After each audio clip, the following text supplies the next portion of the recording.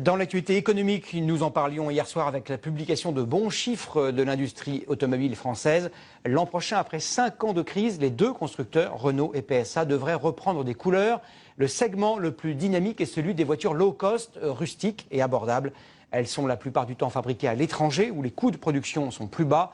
C'est le cas notamment de Renault, qui a construit au nord du Maroc, près de Tanger, la plus grande usine automobile d'Afrique. Reportage exclusif sur place de Nathalie Pellerin, Florian Le Goïc et Loris Freeman.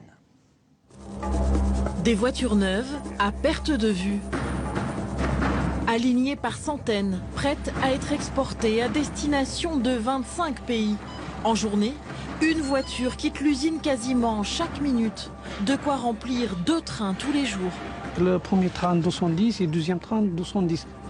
420 voitures par jour. Oui, exactement. En race campagne, 5000 employés travaillent sur le site. 1400 ont été recrutés rien que cette année. Et ils viennent de tout le pays.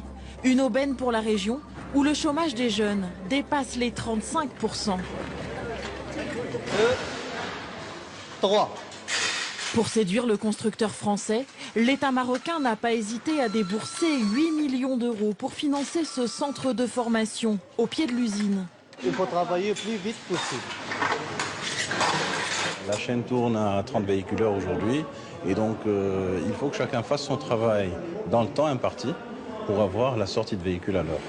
Derrière les chaînes, les opérateurs sont payés 250 € net par mois. C'est 2 fois moins qu'en Roumanie. Un sujet sensible, mais la direction souligne les avantages qu'elle offre aux salariés. C'est le salaire net, c'est 250 € donc mensuel pour un opérateur et c'est 25% de plus que le SMIC au niveau du Maroc. Mais il faut faire très attention, c'est qu'il y a beaucoup d'autres avantages, en particulier le transport, les allées et venues entre eux et l'usine leur sont offerts par l'entreprise, le repas de midi leur est offert par l'entreprise et puis après ils ont tout ce qui est sécurité sociale, retraite aussi. Donc c'est quelque chose qui sont des vrais avantages que Renault leur offre et qui ne sont pas le cas dans toutes les sociétés marocaines. 5 minutes de gymnastique et 5 pauses prières par jour. Tout est organisé ici pour permettre 44 heures de travail hebdomadaire. Oui, je travaille 44 heures. C'est 6 jours par semaine. Moi, je préfère travailler comme ça, 8 heures par jour, avec une demi-heure de pause pour manger, plutôt que 10 heures dans mon ancien travail. 3 modèles low cost sont produits ici, sous la marque Dacia, dont le Sandero, qui remporte un grand succès sur le marché français. Des modèles au prix d'appel inférieur à 10 000 €. Pour Renault, produire à ce prix est impossible en France. Avec cette usine située en zone franche, la fiscalité aussi est avantageuse. Globalement, nous on est exonérés donc de l'impôt sur les sociétés totalement pendant 5 ans. Et donc après, au-delà de 5 ans, on va avoir un taux réduit qui va être à peu près un tiers de ce qu'on a en France, et ceci pendant 20 ans.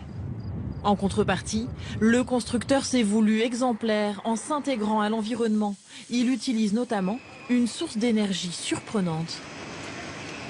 Le noyau d'olive, il y a les coquilles d'argan, il y a les coquilles d'amande, puis il y a les bois de palette pour produire de l'eau surchauffée à 225 degrés. Une eau surchauffée utilisée dans les cabines de peinture. L'usine de Tanger est désormais l'une des plus modernes au monde pour le constructeur. Renault ne compte pas s'arrêter là et vise maintenant l'Algérie. La construction d'une nouvelle usine vient d'être lancée à Oran et les premières voitures sortiront dès 2014.